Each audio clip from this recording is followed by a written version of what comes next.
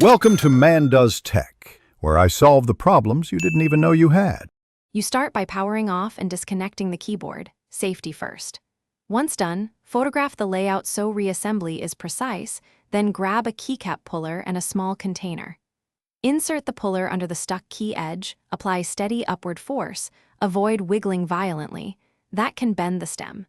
If the key resists, remove adjacent caps to reduce tension and expose stabilizers. Make sure to collect springs or inserts in the container so nothing gets lost during the process.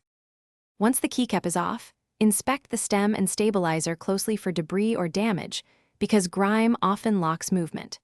Use compressed air and a soft brush to dislodge crumbs, then swab with 70% plus isopropyl to dissolve oils. Let parts dry completely. If the key uses a stabilizer bar, unclip and clean it separately, then apply a small amount of keyboard-grade lubricant to the wire and housing. This reduces friction. And to finish, align the keycap over the stem and press straight down until it clicks. Apply even pressure so the cap seats properly. Then test travel and return. If the key still sticks, swap the cap with a known good one to isolate whether the cap or switch is at fault. If the switch is damaged, consider replacing the switch or springs.